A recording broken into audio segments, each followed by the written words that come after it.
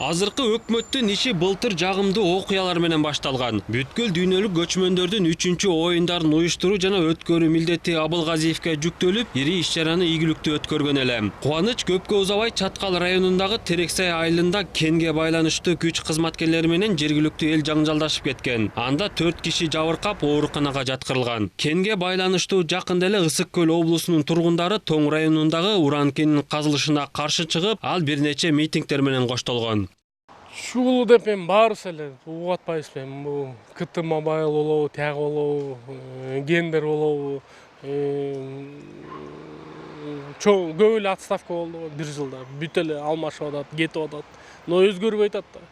Ар бир отставкадан кийин өнүгүү болуш керек. Жыл жаңырары менен жаңы мыйзамдар, кодекстер ишке кирди. Башталбай жатып, алдагы азыркы өкмөттүн бир топ шайын кетирди. Жол эрежелерин бузуу жана коомдук жайларда түкүргөндөргө карата айыппулдар жогорулады. Элдин жашоо шартын, алган айлыгын эске албай туруп көбөйтүлгөнүн коомчулук кызуу талкуулап, ал тургай түкүрүк өкмөт аталды. Айыппулдардын жогорулашы менен бирге коопсуз шаар долбоору ишке кирип, алдагы бир топ сын пикирге кабылды. Түкүрүк маселеси бул деле мында майда ишти, майда чечим, бир замат эле чечсе болот да.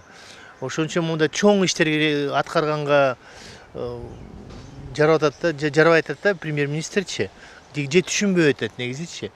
Багы жокко дагы жок болуп, казак тарап чек арасын быйыл дагы бир жолу жапты. Ак Телек жана башка көзөмөл бекеттеринде оор жүк ташуучу унаалардын узакка созулган тыгындары пайда болгон. Бир жумадан кийин гана эки өлкөнүн өкмөт башчылары сүйлөшүп, маселени жөнгө салган. Көрүнүш такыр чечилди деп так кесе айтууга да болбойт. Азырда казак тараптын маанайына жараша чек арадагы кырдаал өзгөрүп жатат. Бүгүн болсо ошо Казакстан менен Өзбекстанда таможнядагы, границадагы проблемалар. Эч ким чечкенге аракет кылган жок бийлик тарабынан.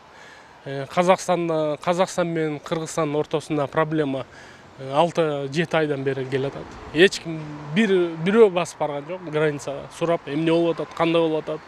Көчөм мурда күнү Өзбекстан тараптан биздин цементти кабыл албай, ал жакта кризис башталып атат. Март айынын ортосунда Кыргыз-Тажик чек арасында чыр чыккан. Анын себеби Аксай Тамдык унаа жолунун курулушуна тажик тарап каршы чыгып, натыйжада чек арага жакын жайгашкан аймакта эки өлкөнүн тургундары чатакташкан. Маселени жайгаруу үчүн жерине вице-премьер-министр Жеңиш Разаков жөнөтүлүп, тажик кесиптештери менен жолугушууларынын алкагында протокол түзүлүп, жагдай жөнгө салынган. Бирок кабыл алынган укуктук документ ушул кезге чейин коомчулукка ачыкталбай келүүдө. Акыркы 2 айдан бери өкмөттүн кемчиликтери биринен сала экинчиси арт артынан чыгып жатат. Башта кетирилген катачылыктан улам сын пикирлер айтылып келген болсо, учурда көмүскө башкарган Абылгазиевдин бажалары, анын уулдары жана тууган уруктары ачка чыга баштады. Албетте жогорудагы чуулар жөн жерден эле келип чыккан жок. Айрым учурлар өкмөткө кайрылгандан майнап чыкпай, элдин кыжырдануусу жетер чегине жеткенден кийин жаралган чуулар. Албетте мындай көрүнүш өлкөнүн экономикалык абалына терс таасирин тийгизет. Бирок аткаруу бийлиги муну эске алып, коомдук пикирди туудурган маселеде ыкчам аракет көрүүгө тийиш.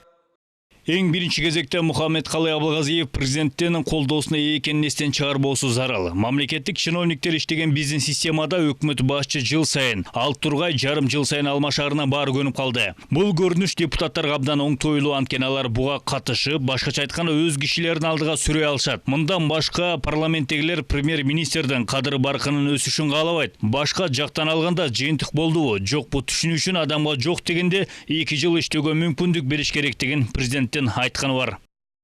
Абылгазиевдин айланасындагы туугандык башкарууга карата коомдун сын пикири күн санап күчөдү. Буга чейин премьер өзү мурдук иш аябай туруп, ыйык Рамазан айында кичүү кызы Борбордогу Ататүрк Ала Тоо университетинде окуурун айткан. Айрым маалымат каражаттары өкмөт башчынын кенже кызы ал жакта окубай эле Америкадагы колледждердин биринде билим алаарын ачыктап чыгышты.